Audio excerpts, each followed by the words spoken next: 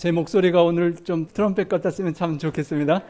우리 마이크가 안 돼도 아름다운 찬양을 들려드릴 수 있는 귀한 찬양 참으로 감사합니다. 우리 멀리서 이렇게 와주신 오빠와 여동생이 함께하는 찬양이 얼마나 좋은지 모르겠습니다. 제 목소리가 잘 안 들리지 않으십니까? 안 들리시는 분들은 이번 기회에 좀 한번 앞으로 와서 앉으시면 좋겠습니다. 여러분 지난 한 주간 또 어떻게 생애하셨습니까?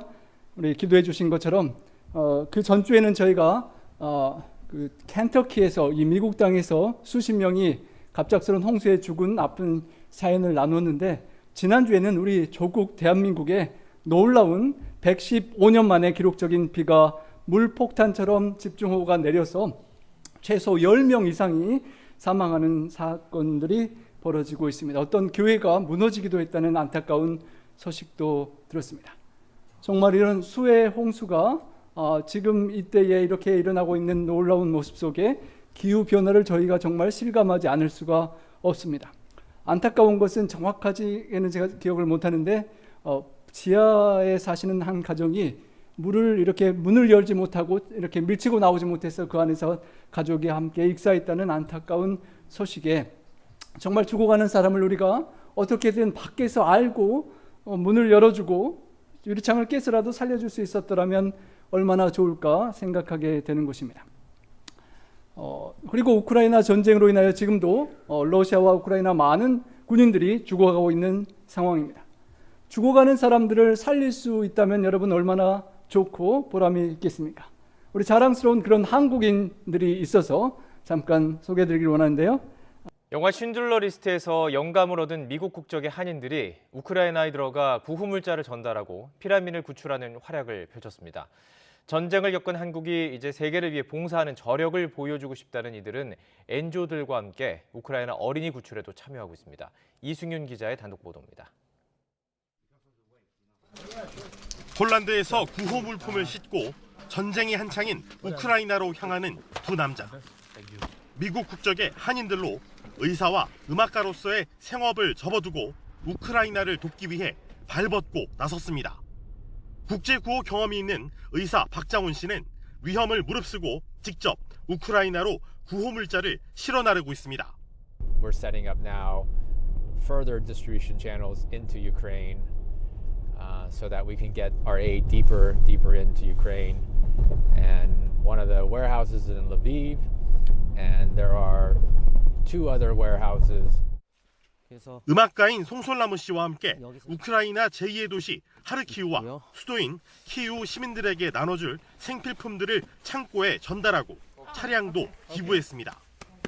You can stay at home and never do nothing, and you will be the good guy.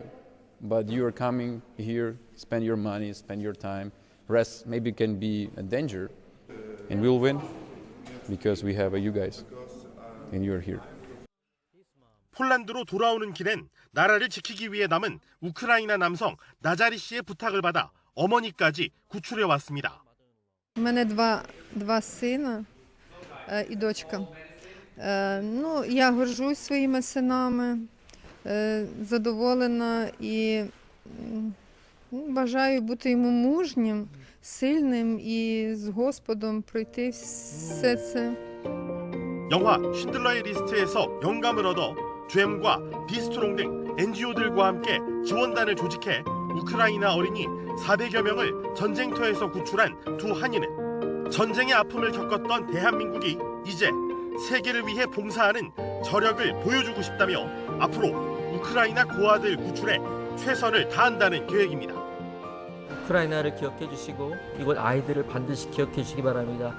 시간이 없습니다. 감사합니다. 폭격 중에 언제 죽게 될지 모르는 400여 명의 아이들을 이렇게 구출해내는 우리 한국 분들 정말 자랑스럽지 않습니까? 의사로서 음악가로서의 지금 생계를 다 내려두고 목숨을 걸고 현장에 나가서 이렇게 아이들을 구해내는 참으로 현대판 쉰들러 리스트의 감동적인 이야기를 들으면서 우리 자랑스러운 한국인임을 또 감사하게 됩니다. 저희가 죽어가는 사람들을 구출하는 상황이 참으로 그렇게 하고 싶고 그렇게 하나님께서 하기를 원하실 것입니다. 이 땅에서의 70, 80, 강건하면 100살, 120을 살더라도 끝나는 이 한정된 인생을 살려내는 것도 보람이 있는데 영원한 생명으로 한 영혼을 구원하는 것은 얼마나 복되고 귀한 일인지 모르겠습니다. 저희가 우크라이나의 고아들을 구하지는 못한다 할지라도 우리 주변에 주님을 모르고 하늘을 잊고 세상에 살아가는 한 영혼을 사랑하고 기도하고 구해낼 수 있는 그런 특별한 이번 기간이 될 수 있기를 간절히 바랍니다.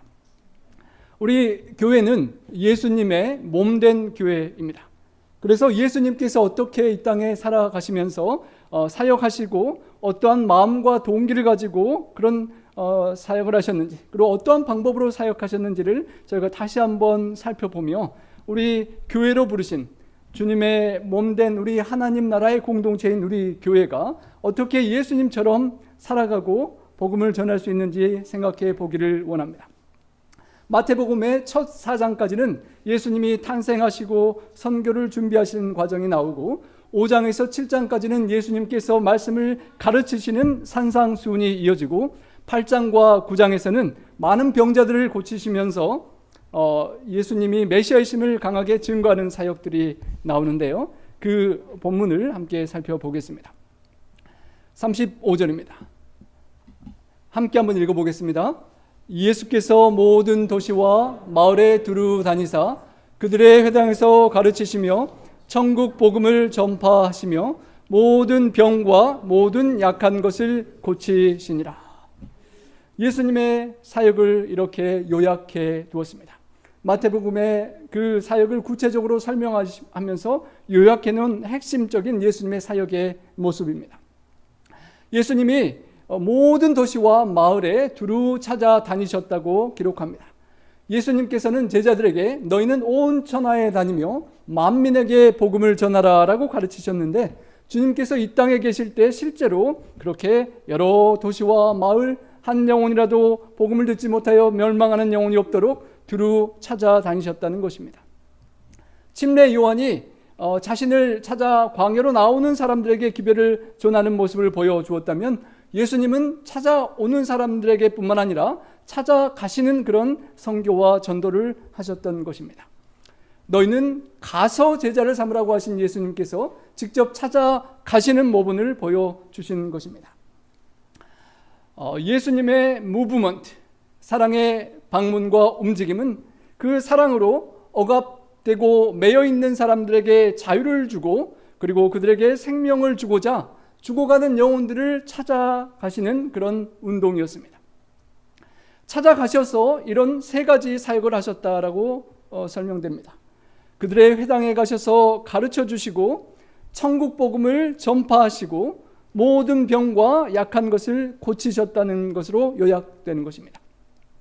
Teaching, Preaching, Healing, 이 세 가지가 예수님께서 이 땅에서 사역하셨던 대표적인 사역이고 주님의 몸된 교회가 오늘날 주님을 기다리면서 우리가 실천하고 따라가야 될 주님의 모본도 되는 것입니다. 예수님께서는 시시때때로 기회가 되는 대로 말씀을 가르치셨습니다. 우리 부모님들께서, 조부모님들께서 자녀들과 손주들이 뭔가를 깨우치고 인생의 그 깨우침 속에 삶이 변화되고 에디피케이션, 에디파이 이렇게 바뀌어지고 변화가 되어서 살아야 된다는 걸 알기 때문에 자꾸 반복해서 교훈을 주고 가르치는 것처럼 주님께서는 멸망으로 주님을 떠나서 천국을 떠나서 죄악의 길로 가는 사람들에게 말씀을 계속 가르치시고 가르치시면서 그들의 삶이 변화되기를 원하셨습니다. 가서 모든 족속에게 제자를 삼아 말씀을 가르치되 모든 것들을 가르쳐서 지키게 하라라고 하신 말씀처럼 가르침을 통하여 깨달음을 얻고 삶이 변화되고 고쳐지기를 기대하시는 주님의 사역이었던 것입니다. 회당뿐만 아니라 들판이나 해변가나 사람들을 만나는 곳이면 계속 말씀을 가르치셨습니다. 특별히 12 제자들에게는 3년여 동안 집중적으로 말씀을 가르치셨습니다. 주님께서 분부한 모든 것을 우리가 배우고 깨닫고 실천하고 다른 사람들에게 가르쳐 주어서 그들도 지키게 하도록 하는 것이 주님께서 교회에 주신 우리 각자 그리스도인에게 주신 사명이요 명령인 것입니다. 그래서 우리 한자로 된 교회라는 표현이 모여서 말씀을 그렇게 가르침 받고 배운다는 차원에서 교회가 된 것입니다. 함께 모이고 가르침을 받는 가르침의 모임이라는 것입니다. 그 당시 유대인의 회당을 시나고그라고 했는데요. 그 SCHUL이라는 단어가 오늘날 스쿨, 학교에 해당되는 가르침을 주고받는 그 회당이었던 것입니다. 느헤미야 8장을 보면 말씀을 읽고 그 말씀의 의미를 강론하고 설명하고 깨우쳐져서 적용하고 삶이 변화되기를 가르치는 모습을 볼 수 있고, 사도 바울이 아들 같은 디모데에게 내가 올 때까지 말씀을 계속 집중하여 읽고 깨닫고 설명해주고 가르쳐주며 적용하라고 그렇게 했던 것처럼 그 가르침의 사역을 주님께서 모본을 보이셨고 제자들이 계속 그렇게 실천해 오고 우리도 그렇게 하면서 살아야 한다는 것입니다. 아래에 있는 교회는 사귄다는 교제의 교입니다. 함께 모여서 우리가 교제하고 펠로십 갖고 친교도 나눔과 함께 하나님의 말씀 앞에 가르침을 받고 깨달은 것을 나누는 그런 모임인 것입니다. 하나님의 말씀을 제대로 깨닫고 나의 모난 성품과 삶이 변화되고 바뀌면 바뀔수록 우리 서로의 교제도 가까워지고 또 하나님과의 교제도 더욱 깊어지는 그런 교회가 되는 것입니다. 성도들이 함께 모여서 말씀을 연구하고 가르침을 받고 나누며 우리가 안식일학교 성경연구소 그룹을 하는 것이고, 그것들을 깨닫는 삶으로 내 삶이 변화되고 그리고 삶의 현장으로 나가셔서 천국의 복음을 모르는 이들에게 전파하는 또 삶을 살아가는 것입니다. 그래서 가르침이 에디피케이션, 우리의 삶을 변화시키고 개혁하는 것이라면 이제 천국 복음을 전파하신 주님의 두 번째 사역은 이반젤리즘, 복음을 전도하는 그런 사역인 것입니다. 예수님께서 온 갈릴리에 두루 다니사 천국의 복음을 전파했다고 했습니다. 복된 소식을 전하는 것입니다. 우리 전 장로님 동네에 다람쥐가 호박이 맛있다는 것을 경험하고 동네 다람쥐를 다 불렀는지 한동안 우리 호박이 당분간 우리 장로님밭에 많이 떨어졌습니다. 더 맛있는 무슨 견과류가 나오고부터 이제 좀 다시 덜 먹게 됐다는 소식을 들었는데요. 기쁜 소식을 다람쥐들도 전하는 것입니다. 여러분, 뭔가 좋은 것을 발견하면 소식을 전해야 되는 것입니다. 우리 윤호영 목사님의 말씀이 정말 달콤하고 깨우침을 주고 은혜가 있는 것을 경험하신 여러분이 다른 분들에게 한번 들어봐라 라고 전하실 수 있고, 이 땅에서 좋은 것, 이 세상의 좋은 것들을 찾아가면서 천국을 잃어버리고 살아가는 수많은 사람들에게 이 땅의 그 많은 좋은 것들보다 잊어서는 안 될 천국이 얼마나 좋은 곳인지, 그리고 우리가 모든 것을 두고 떠날 때 천국만을 소망할 수 없음 그 천국의 복된 소식을 우리가 우선적으로 이웃들에게 전하고, 들었던 사람들도 잊고 세상에 매여 살기 쉬운 세상에 천국 복음을 전파해야 하는 것입니다. 함께 한번 읽어보겠습니다. 이 천국 복음이 모든 민족에게 증언되기 위하여 온 세상에 전파되리니 그제야 끝이 오리라. 우리 주님 속히 다시 오시기를 원하십니까?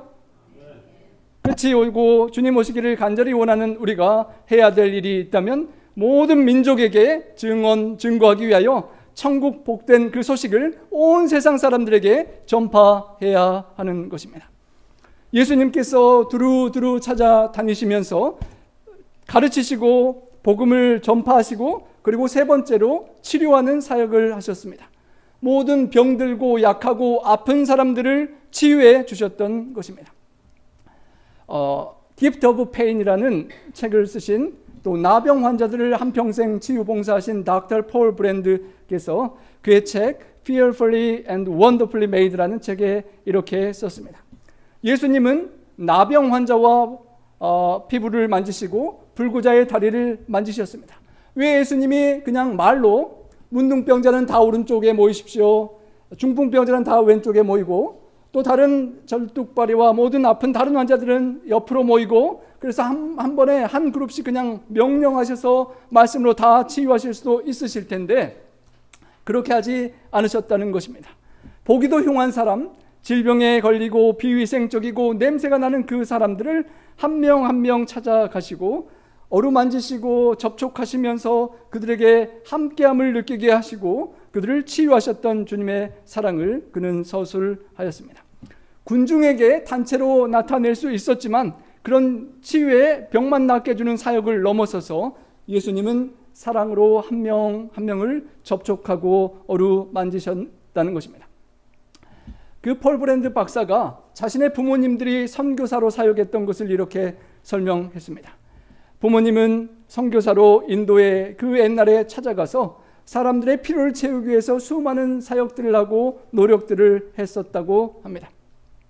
선교지에 찾아가서 질병을 치료해주고 농사를 지어서 음식 먹을 것을 만들어주고 그들에게 교육적인 가르침을 주기 위해 학교를 세우고 언어를 번역해서 성경과 기독교 서적을 공급하고 복음을 전하는 일을 7년 동안 계속했다고 합니다. 하지만 그 인도에 힌두교를 믿는 수많은 사람들이 꿈쩍도 하지 않고 7년여가 흘렀다고 합니다. 그러다가 첫 번째 개종자가 나타났던 것이 그들의 치유적인 사랑의 결과였다고 합니다. 그 산속의 마을 사람들이 종종 아픈 사람들을 치료하다가 도저히 안 될 것 같으면 그냥 집 밖에 버려두었다고 합니다. 그날도 한 아이를 힌두교의 신부가 감독이 그 사제가 독감으로 죽어가고 있는 상황 속에서 자신의 허약하고 병약한 9개월 된 딸을 그 부모님 집에 맡기게 되었다는 것입니다. 그 인도 사람 누구도 죽어가는 병든 아이를 괜히 돌보다가 옮을까 봐 방치하고 죽게 내버려 두는 그 상황 속에서 그 선교사 부모님이 그 아이를 집 안으로 데려오고 돌봐주고 친자식으로 입양해주고 그렇게 잘 건강을 회복시켜서 한 가족처럼 데리고 살았던 것입니다. 그것을 보고 동네 사람들이 감동을 얻고 신뢰를 정말 하게 되었다는 것입니다. 예수님이 우리를 그토록 사랑했다고 그들이 전하는 복음의 이야기가 그냥 지어낸 동화 이야기가 아니라 그 선교사 부부들 통하여 삶으로 보여주는 진짜 이야기임을 그들이 깨닫고 그리스도의 사랑을 받아들이기 시작했다는 것입니다. 그리고 폴 브랜드 박사님이 어린 시절 영국으로 유학을 갔을 때 아버님은 돌아가시고 어머님 홀로 남으셨습니다. 그냥 선교사 텀이 5년이 끝나고 이제 60, 70세가 되어서 돌아와야 될 때가 되었는데 남편과 함께 살아있을 때 산속에 5 부족을 다 전도하고자 하는 서원 기도를 드렸기 때문에 아직 남은 4 부족을 선교하기 위하여 할머니가 다시 선교지를 보내달라고 자원했다고 합니다. 나이 드신 분을 5년을 또 파송할 수 없다고 하니까 1년만 보내주면 내가 1년만 마무리하고 오겠다라고 선의의 거짓말을 하고 1년이 끝나고 이제 선교팀이 끝나니까 그냥 리타이어하고 그냥 자립으로 그곳에 남아서 평생을 계속 선교를 하셨다고 합니다.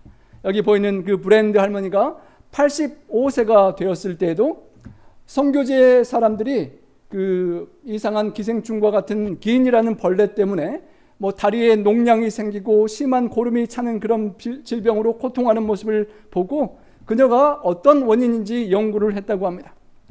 공부하고 연구해 보니까 사람들이 마시는 그 물과 같은 웅덩이에 그 기생충 벌레가 있고 그것을 통해서 사람들이 고통하는 것을 발견하고 그것을 통제하도록 그녀가 가르쳐 주었다는 것입니다. 수십 년 동안 신뢰를 쌓아왔던 그녀가 말을 타고 85세가 되어서도 그 산에 이 마을 저 마을을 찾아다니면서 우물 주위에 돌담을 쌓도록 하고 발을 그 물에 담그지 않도록 그렇게 가르쳤다는 것입니다. 가르치고 또 가르치고 가르쳐주면서 병을 치료해 주는 과정에 그 산속에 두 산맥 있는 수많은 부족들이 다시는 그 병에 걸리지 않고 완전히 그 질병이 사라지게 되었다는 것입니다. 그래서 그 벌레로 인한 농양을 완전히 박멸하는 그런 역사를 그녀가 이루어내었던 것입니다. 예수님의 사랑으로 가르치고 천국 복음을 전파하고 그들의 아픈 것들을 원인을 찾아서 해결해 줬던 그녀의 아름다운 모습이 예수님이 보여주신 사랑의 모습이었던 것입니다. 그리고 그 책에서는 만약에 이 할머니가 비행기를 타고 돈이 많으면 비행기를 타고 그냥 전도지를 많이 계속해서 뿌려주기만 했더라면 그 결과는 어떻게 되었을까 하는 것입니다. 여전히 그들은 병들어 아파하고 죽어갈 것이고 복음이 온전히 전해지지 못했을 것입니다. 그녀가 돌본 수많은 사람들 중에 버려진 아이들, 죽을 수밖에 없는 아이들을 살려서 키우고 지금 인도의 훌륭한 지도자들, 또 카이로프랙틱과 간호학 그런 교수가 되어서 살아있는 수많은 사람들이 그녀의 은혜를 잊지 못하고 산지 부족의 어머니라고 부르고 기억하고 있다는 것입니다. 그녀가 보여준 사랑이 예수님께서 보여주신 사랑이었습니다. 치료를 하는데 그냥 말로만 적당히 거리를 두고 하는 것이 아니라 직접 어루만지는 사랑의 치료를 해 주었다는 것입니다. 그것을 보고 자란 폴 브랜드 박사님이 인도의 가장 낮은 천민들 중에서 그 계급 사이에서, 계급이 다르면 만지지도 않는 그 사이에서 가장 천한 계급의 가장 못난 징그러운 문둥병자들을 어루만지고 한평생 치유한 사랑을 그 아들이 배웠던 것입니다. 그래서 그는 그 사랑을 가지고 한평생 영국의 유명한 왕족들, 귀족들을 치료하는 의사가 아니라 인도의 가장 천한 사람들의 그 가장 징그러운 문둥병을 치유하는 삶을 한평생 아름답게 살아갔던 것입니다. 주님의 사랑을 받은 그 사랑의 반응을 실천했던 것입니다. 우리가 정말 그처럼 주님의 사랑을 기억하고 우리의 삶 속에서 아름다운 사랑을 실천할 수 있는 우리가 될 수 있기를 간절히 소망합니다. 예수님께서 그러면 왜, 무엇 때문에 그렇게 두루 다니시고 쉴 사이 없이 식사할 겨를도 없이 바쁘게 살으셨는지 그 동기와 이유를 본문은 이렇게 세 가지로 설명합니다. 첫 번째는 compassion, 동정과 연민의 사랑이 있었고, 두 번째는 condition, 인류의 그 상태와 상황이 너무도 안타까운 상황이었고, 마지막으로 coming consummation, 최후의 심판에 다가올 것을 내다보신 주님께서 그런 이유 때문에 사역을 그렇게 열심히 하실 수밖에 없었다는 것입니다. 첫 번째 주님의 사역의 원인인 이유인 compassion은 우리가 아는 고사성어의 단장지라는 말에 유래합니다. 장이 끊어지는 단장의 사랑지혜라는 말인데요, 이 이야기는 이렇게 유래한다고 합니다. 진나라의 장수 환온이라는 사람이 총나라를 침공하기 위해 양쯔강을 거슬러 올라가고 있었습니다. 그때의 병사 하나가 강변에서 놀고 있던 새끼 원숭이란 마리가 귀여워서 포획해 잡았다고 합니다. 그러자 어미 원숭이가 새끼 원숭이와 군사를 태운 그 배를 따라서 배결이 40km를 계속 쫓아오는 것이었습니다. 그리고 그 배가 강의 폭이 좁아지는 협곡에 이르니까 어미 원숭이가 저 높은 곳에서 새끼를 태운 배를 향해 몸을 던졌다고 합니다. 새끼를 찾고자 하는 어머니의 간절한 심정이었는데 그 어미가 죽고 말았습니다. 그래서 한 병사가 죽은 원숭이의 배를 갈랐는데 그 어미의 창자가 마디가 끊어져 있었다고 하는 것입니다. 원숭이도 자식을 잃은 슬픔이 그 40km를 쫓아다니면서 애간장이 다 녹고 창자가 끊어지는 그런 아픔이 있었던 거라고 하여서 단장지혜, 창자가 끊어지는 아픔의 사랑이라고 고사성어가 유래되었다는 것입니다. 원숭이도 그토록 안타까워 아파할진데 우리를 사랑하시고 사랑 그 자체이신 하나님께서 얼마나 창자가 끊어지는 듯한 아픔을 우리에게 느끼고 계실지, 그 사랑 때문에 하늘을 버리시고 우리를 찾아서 우리 곁에 와 주셨다는 것입니다. 주님이 무리를 보시고 불쌍히 여기셨다는 그 말씀은 창자가 끊어지는 듯, 애간장이 녹는 듯 무리를 보시고 안타까워하셨다는 그 마음의 원어의 표현인 것입니다. 여러분, 끔찍한 장면을 보거나 헤어지고 싶지 않은 사람과 헤어질 수밖에 없는 안타까운 상황에 그렇게 속이 좀 타는 아픈 그런 경험들을 해보셨을 것입니다. 주님께서 애간장이 끊어지는 그 아픔을 느꼈기 때문에 그토록 치료하고 가르치고 복음을 전파하실 수밖에 없었다는 것입니다. 요한복음 11장에 보면 마리아가 그 오라버니가 죽은 사연 속에 슬퍼 우는 것을 보고 예수님께서도 심령에 함께 비통히 여기시고 불쌍히 여기셔서 예수님께서 눈물을 흘리셨다라고 표현되었습니다. 유대인들이 보면서 야, 그가 얼마나 사랑했는가라고 감탄할 정도로 주님의 사랑은 애절하였던 것입니다. 마태복음 23장 37절에 예루살렘아 예루살렘아 선지자들을 죽이고 내게 파송된 자들을 돌로 치는 자여 암탉이 그 새끼를 날개 아래에 모음같이 내가 내 자녀를 모으려 한 일이 몇 번이더냐. 그러나 너희가 원하지 아니하였도다. 정신 못 차리고 놀느라 바빠서 톡수리가 달려드는 것도 모르고 도망 그렇게 뛰어다니는 병아리처럼 선지자들을 계속 보내서 가르치고 가르쳐도 정신을 못 차리는 그 예루살렘을 향하여 보면서 주님께서 안타까워 하셨던 것입니다. 그리고 누가복음 19장 41절에 보면 가까이 오사 그 성을 바라보시고 또다시 우셨다라고 표현되었습니다. 평화의 일을 알지 못하고 주님의 가르침을 깨우치고 돌이키지 못하고 멸망으로 가는 그 안타까운 심판을 내다보시면서 주님께서 우실 수밖에 없었다는 것입니다. 컴패션, 함께 고통을 당한다는 그 컴패션이 있었기 때문에 주님의 사역이 있을 수 있었던 것입니다. 어쩌면 우리가 누군가를 함께 고통하고 누군가의 처지를 함께 아파할 수 있다면, 주님처럼 누군가를 보고 불쌍히 여길 수 있는 마음이 있다면 우리는 주님을 따라 그렇게 살아갈 수가 있을 것입니다. 폭도가 예수님을 잡으러 왔을 때도 예수님은 다른 제자들을 보내주라라고 제자들을 먼저 생각하셨습니다. 십자가상에서 그 끔찍한 고통 속에 돌아가실 때도 홀로 남은 어머니를 생각하고 제자에게 부탁하셨습니다. 늘 자기 자신을 잊고 영혼들을, 이웃들을 사랑하는 주님의 아름다운 사랑의 마음이, 그 compassion, 함께 고통하고 아파하는 그 마음이 우리의 마음이 될 수 있기를 간절히 소망합니다. 주님은 인류의 불쌍한 컨디션 상황을 보셨습니다. 그 상황을 이렇게 말씀하셨습니다. 이는 그들이 목자 없는 양과 같이 고생하며 기진함이라. 목자가 분명히 서기관과 바리새인 종교 지도자들이 있는데도 불구하고 진정한 선한 목자가 없어서 고생하고 기진하고 유리하고 있는 상황을 보시고 안타까워 슬퍼하셨다는 것입니다.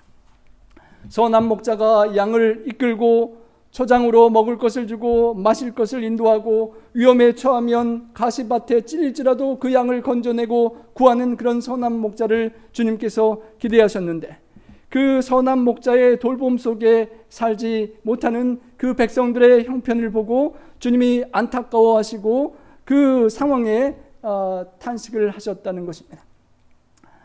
선한 목자 없는 양, 선한 목자의 도움 없이는 살아갈 수 없는 양, 길을 잃으면 자기 스스로의 힘으로 찾아갈 수 없는 양, 그래서 맹수들의 밥이 될 수밖에 없는 양들이 보이는 것을 주님은 보시고 그들의 울음소리와 방황하는 모습 속에 함께 아파하셨다는 것입니다. 우리가 누군가를 생각하고 살필 때 하나님의 사랑의 선한 목자 되신 우리 주님의 돌봄 속에 있지 않는 그 사람의 이 땅에서의 형편과 미래에 대한 소망이 없음을 볼 때 우리가 안타까운 마음을 가질 수 있다면 우리가 그들에게 주님의 사랑을 전할 수가 있을 것입니다. 에스겔 34장엔 선한 목자 없는 상황을 더 심화시켜서 목자가 있긴 있는데 그 목자가 이렇게 했다라고 표현했습니다. 에스겔 34장 4절에 그 목자들이 연약한 자를 강하게 아니하고 병든 자를 고치지 아니하고 상한 자를 싸매주지 않고 쫓기는 자를 돌아오게 하지 아니하며 잃어버린 자를 찾지 않고 포악으로 다스렸도다. 목자가 없으므로 흩어지고 흩어져서 모든 들짐승의 밥이 되었도다. 선한 목자 없이, 주님의 보호받음 없이 사탄 마귀의 밥이 되고 멸망하고 죽어가는 사람들을 보며 주님께서 안타까워하시고 슬퍼하셨던 것입니다. 그리고 주님이 그토록 열심히 전도하셨던 이유는 다가올 심판을 미리 내다보셨기 때문이라는 것입니다. 37절엔 제자들에게 이르시되 추수할 것이 많다라고 추수의 이야기를 하십니다. 요한복음 4장에 보면 너희가 넉 달이 지나야 추수할 때가 되지 이르겠다 하지 아니하느냐? 너에게 이르노니 눈을 들어 밭을 보라, 희어져 추수하게 되었도다라고 주님께서 말씀하셨습니다.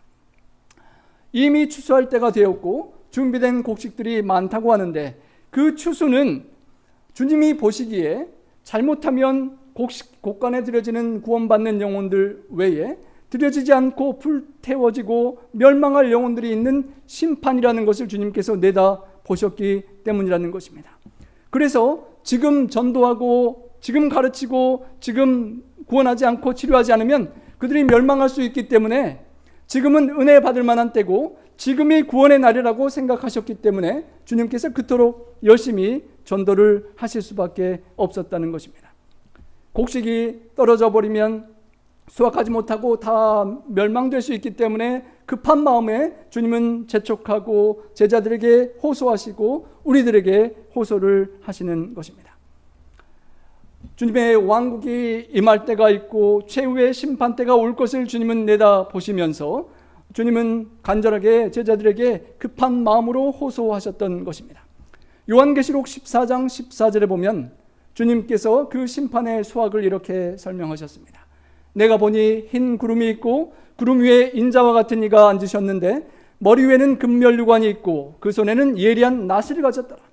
천사가 성전으로부터 나와 구름 위에 앉은 이를 향하여 큰 음성으로 외쳐 이르되 당신의 낫을 휘둘러 거두소서. 땅의 곡식이 다 익어 거둘 때가 이르렀음이니라. 구름 위에 앉으신 이가 낫을 땅에 휘두르매 땅의 곡식이 거두어짐이 지니라. 낫으로 수확하는 그 상황은 구원받는 곡식도 있겠지만 멸망하는 불태워지는 곡식도 그런 가라지가 있을 수 있다는 심판을 상징하는 것이고 그것을 내다보시고 멸망할 수 있는 영혼들을 생각하실 때 주님께서 서둘러 열심히 복음을 전하셨던 것입니다. 예수님께서 주신 가라지와 곡식의 비유에서 추수 때는 세상 끝이고 마지막 그 심판 때에 천사들을 보내리니 불법을 행하는 자들이 풀무불에 던져 넣어지리라 라고 하셨습니다. 그 심판을 내다보신 주님께서 열심히 전도하셨던 것입니다. 성도 여러분, 혹시 우리 가족들 중에 친구들 중에 이웃들 중에 우리가 아는 누군가를 생각할 때 그 사람이 아직 천국을 위하여 준비되지 못하고 주님과 가까이 살지 못하고 하늘을 바라보고 살지 못하고 있다면 요사이처럼 사건 사고가 많아서 언제 내가 죽을 줄 모르는 그 세상에서 주님을 모르고 멸망의 길에 처할 수 있다는 걸 생각한다면 우리도 주님처럼 급하게 더 간절하게 복음을 전할 수밖에 없게 될 것입니다. 요엘서 3장 12절엔 거기에 앉아 사면의 민족들을 다 심판하리로다. 너는 낯을 쓰라 곡식이 이것도다 라고 또 곡식을 거두는 낯을 쓰는 수확을 심판으로 비유했던 것을 볼 수가 있습니다. 성도 여러분, 재림의 때가 땅끝까지 복음 전파가 아직 늦어져 시간이 걸린다 할지라도 우리 한 명 한 명의 영혼이 언제 생명이 끊길지 모르는 그런 세상 속을 우리가 살아갈 때 우리가 아는 모든 사람들이 정말 준비되고 천국을 소망하며 살아갈 수 있도록 우리가 복음을 전파하고 사랑을 전하는 데 열심을 더욱 내어야만 할 것입니다. 두 가지 선택입니다. Bound or burned. 곡식으로 거두어져서 천국 곳간에 들여지느냐 아니면 불에 타서 사루어져 멸망하느냐의 그 선택에 갈림길에 있는 수많은 영혼들을 생각하며 내가 준비되고 이웃을 준비시킬 수 있는 그런 우리가 될 수 있기를 간절히 소망합니다. 예수님께서 추수할 것이 많다라고 하셨습니다. 우리 눈에 보기에는 넉 달이 지나야 될 것 같고 이 나파 주변에는 한국 사람도 없고 이 주변에 그렇게 많지 않은 한인들에게 영어는 하기 힘들고 어떻게 전도하는가 생각이 들 때가 많지만 주님께서 휘어져 추수하게 되었다라고 말씀하시는 그 주님의 눈으로 우리가 다시 한번 돌이켜보고 살펴본다면 준비된 영혼들이 있을 수 있다는 것입니다. 추수할 때 급한 농부의 심정처럼 한 곡식이라도 땅에 떨어지지 않도록 주님처럼 주님의 바라보는 눈으로 바라보고 주님께서 그 추수할 곡식들이 많은데 추수하러 함께 일할 사람들이 적다고 탄식을 하셨습니다.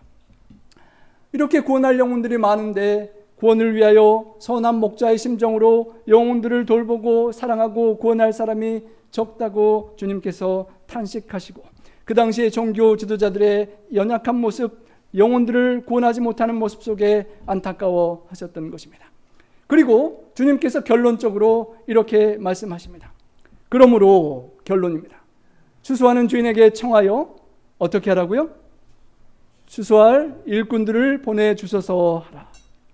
여러분, 전도를 해야 하면 많은 계획을 하고 방문 계획을 하고 여러 가지 구체적으로 그런 뭔가를 계획해서 빨리빨리 실천해야지 앉아서 기도하고 있을 마음의 여유가 없을 것 같은데, 주님께서는 추수하는 주인, 심판의 주인 우리 하나님 아버지께 간청하고 기도하기를 추수할 일꾼들을 보내주셔서 기도하라라고 요청하신 것입니다.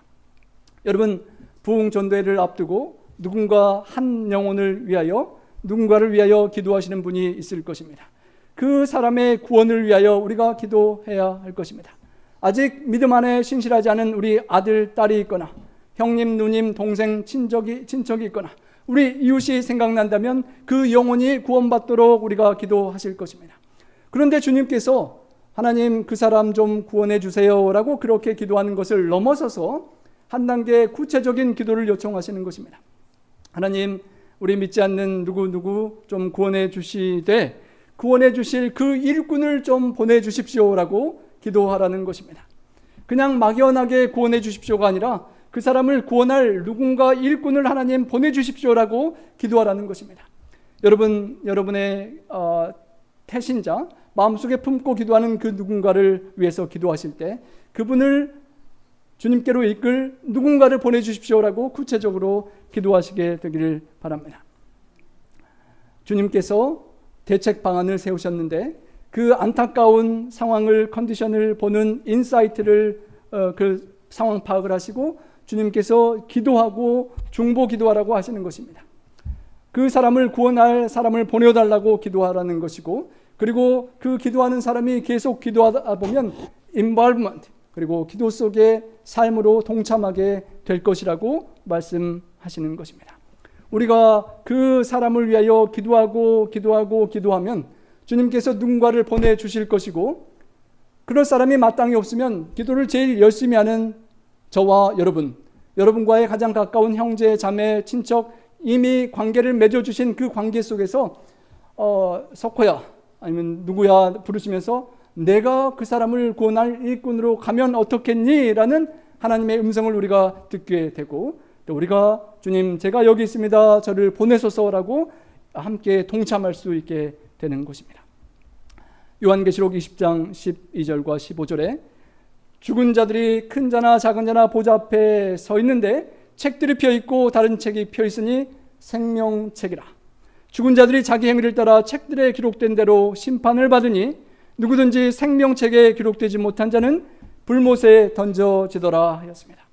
여러분, 생명책에 기록되지 못한 자가 불못에 던져진다면 누군가를 생명책에 기록해야 하지 않겠습니까? 여러분, 우리가 개인적으로 한 명 한 명 마음에 품은 그 영혼들이 생명책에 확실히 기록되기를 기도하며 우리가 함께 동참할 수 있기를 원합니다. 여러분, 너무도 잘 아는 쉰들러 리스트의 이야기입니다. 하지만 보고 또 보아도 감동이 되는 이야기입니다. 그 쉰들러 리스트가 여러분의 삶 속에 남은 생애 동안 여러분이 이름을 적고 구원할 그 리스트라고 생각하시면서 우리 영상을 함께 보고 우리 말씀을 줄이도록 하겠습니다. 나치주의자였던 쉰들러가 아부와 로비에 능했던 돈만 아는 사람이었는데 그에게 놀라운 충격적인 상황이 벌어졌습니다. 1943년 어느 날 평화로운 그 땅에 어둠의 그림자가 덮쳐오게 되었습니다.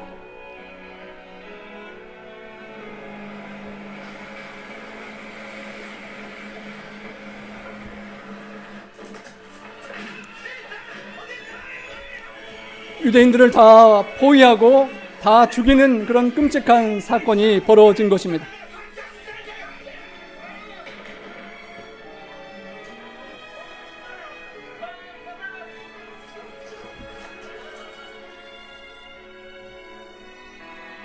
이곳에서 그 영혼들을 바라보는 한 사람이 쉰들러였습니다.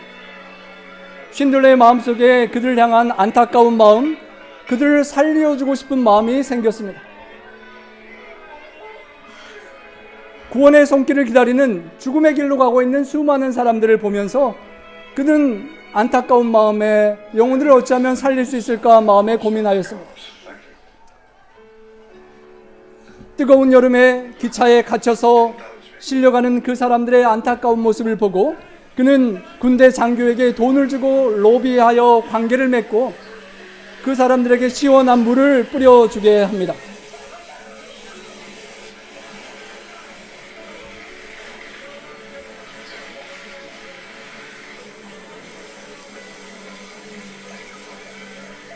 목이 말라 죽을 것 같은 사람들에게 시원한 생명수를 주고 그들에게 소망과 희망을 주고자 하는 그의 노력이었습니다. 죽어가는 영혼에게 필요한 것은 쉰들러의 도움이었고 어쩌면 우리들의 도움인 것입니다.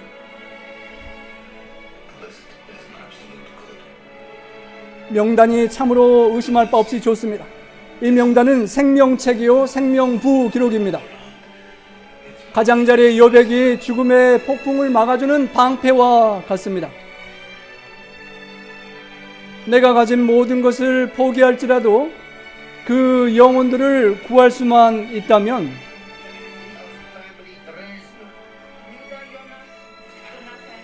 그 생명부에 기록된 한 사람 한 사람 귀한 영혼들입니다.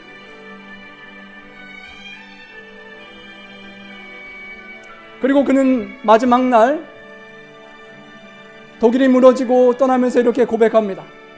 내가 아니라 나도 죄인이었다라고요. 저는 군수용품 제조업자였습니다. 노동력을 착취한 장본인이었고 전쟁 범죄자입니다. 오늘 밤 자정을 기해 여러분은 자유인이고 저는 전쟁 범죄자로 도망자가 될 것입니다. 하지만 1100여 명의 사람들은 그리스도에 있어서 살았던 사람들은 아니라고 당신 덕분에 우리가 살게 되었다라고 그에게 고마움을 표현합니다.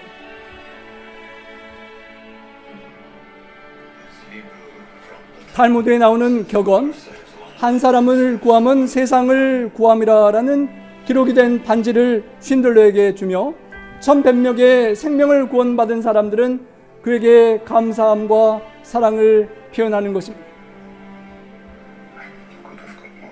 하지만 그에게는 안타까운 마음이 있습니다. 조금만 더 했더라면 더 살릴 수도 있었겠다는 생각들이 자꾸만 드는 것입니다. 쉰들러 사장님 덕분에 1100명이 살아있고 이렇게 있지 않습니까? 하지만 그의 마음속에 좀 더 돈을 벌고 좀 더 돈을 잘 활용했더라면 너무나 많은 돈을 낭비하고 너무나 많은 사람을 살리지 못했다는 안타까움이 그에게 남아 있었던 것입니다. 하지만 그 덕분에 수천 명의 후손들이 계속 태어날 수가 있었습니다.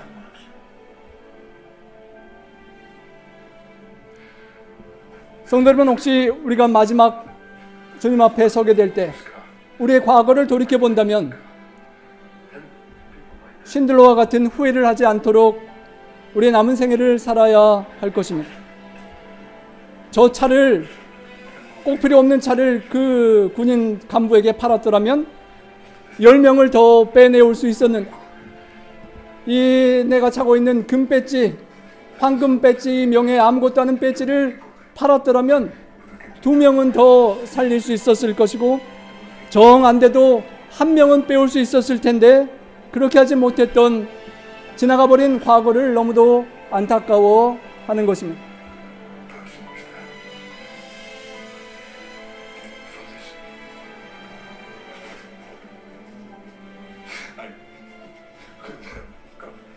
최후에 우리가 사랑하는 주님을 만나 뵙게 될 때 쉰들러처럼 아쉬운 사람, 그 사람 좀 내가 챙겨주고 그 사람 위해서 더 기도하고 그 사람 위해서 내 가진 것을 좀 더 나누었더라면 그 사람이 구원받을 수 있었을 텐데 라는 안타까운 후회가 우리의 인생에 없어야 할 것입니다. 한 생명을 위해 우리는 무엇을 하고 살아가고 있습니까? 내가 적은 그 한 명의 태신자 리스를 위하여 어떤 희생을 하고 있습니까? 그를 통해 구원받은 1100명의 살아난 사람들과 그의 후손들 수천 명의 사람들이 지금도 쉰들러의 무덤에 가서 그 희생과 사랑에 감사하며 저런 방문을 하고 있습니다. 우리의 남은 생애 동안 주님이 그토록 사랑하시고 살리기를 원하셨던 한 영혼이라도 살릴 수 있는 그 사명을 우리가 다 이룰 수 있는, 그리고 우리 주님께 기쁨과 영광 돌릴 수 있는 우리 모두가 될 수 있기를 간절히 소망합니다. 쉰들러 리스트 1100명까지는 못 적더라도 우리가 나의 남은 생에 단 한 영혼, 한 해에 한 영혼, 가능한 많은 영혼들을 우리 가족, 친지, 이웃들에게 리스트를 적고 간절한 마음으로 희생하고 기도하고 사랑해서 주님 앞에 인도하고 구원할 수 있는 그런 열매가 우리 모두에게 많이 맺힐 수 있기를 간절히 소망하며 말씀을 드리겠습니다. 사랑에 많으신 아버지 하나님, 우리 모두의 각자의 선한 목자가 되어주시고 주님, 가시밭길, 죄악의 길, 불타 멸망의 길을 가던 우리를 주님 가시에 찔리시고 상처를 입으시고 우리를 찾아 구원하신 주님의 사랑을 인하여 감사합니다. 주님 목자의 품에 풍성한 꼴을 먹고 생명수를 마시며 주님 품 안에 소망 속에 기뻐하며 찬양하며 살 수 있도록 축복하시니 감사합니다. 주님, 우리를 사랑하시고 구원하신 주님의 사랑을 오늘 다시 한번 기억할 때 주님께서 얼마나 간절하게 급하게 바쁘게 열심히 영혼들을 찾아가시고 가르치시고 천국의 소망을 갖게 하시고 아프고 고통하는 사람들, 육신이 아프고 마음이 아프고 영적으로 병든 이들을 치료하시고 회복해 하셨는지, 그 질병을 짊어지시고 주님께서 얼마나 아파하셨는지를 다시 한번 기억할 때 주님, 우리의 아픔을 가져가시고 우리의 고통을 대신하신 주님의 사랑을 인하여 감사와 찬양을 드립니다. 하나님 아버지, 우리의 남은 생에 우리의 삶에도 쉰들러처럼 리스트를 가지고 우리의 생애와 재정과 탤런트와 시간과 하나님께서 허락하신 모든 것들을 가지고 한 영혼이라도 주님께 인도하기를 간절히 소망합니다. 주님의 받은 사랑 잊지 않도록 도와주시고 주님처럼 그 사랑을 전하고자 노력할 때 주님, 혹 반응이 늦고 어려울지라도 얼마나 과거에 주님께서 우리를 이 자리에 인도하기까지 힘드셨던지를 더욱 기억할 수 있는 기회 되게 도와주시고 주님의 사랑을 더욱 깊이 느끼고 한 영혼 한 영혼을 멸망하지 않도록 이끄는 간절한 주님의 탄식과 눈물을 바라보고 그 영혼들을 구원할 수 있는 저희가 될 수 있도록 도와주시옵소서. 주님, 저희가 한 명 한 영혼 이상 사랑하는 가족, 친지, 이웃들을 품기를 원합니다. 주님 위하여 기도할 때 주님 응답해 주시고 지혜를 주시고 일꾼을 보내어 주시고 혹 사람이 없거든 기도하는 저희를 보내주셔서 그들을 주님 품으로 인도할 수 있도록 저희를 사용하여 주시옵소서. 주님께서 이 주님의 몸된 이 전에 빈자리를 채워주시고 하늘 곳간에 많은 영혼들이 구원받고 곳간에 거둬들여지는 기쁨의 추수에 동참할 수 있도록 인도해 주시고 사랑하는 한 영혼이라도 멸망하는 슬픈 일을 우리가 후회하고 탄식하는 쉰들러가 되지 않을 수 있도록 주님 남은 생에 함께하여 주시옵소서. 귀한 헌물을 드리고 삶을 드리고 재능을 드리는 우리 성도님들에게 축복해 주시고 주님 받으셔서 배가하시고 주님의 축복의 통로로 계속 축복받고 축복을 전하며 생명을 주님께로 받아 전달하고 주님께로 이끌 수 있는 우리 모두 될 수 있도록 도와주시고 돌아오는 한 주간 남은 생에 주님처럼 살아갈 수 있도록 축복하시옵기를 우리 구주 예수님 성호자여 간절히 축원하옵나이다. 아멘.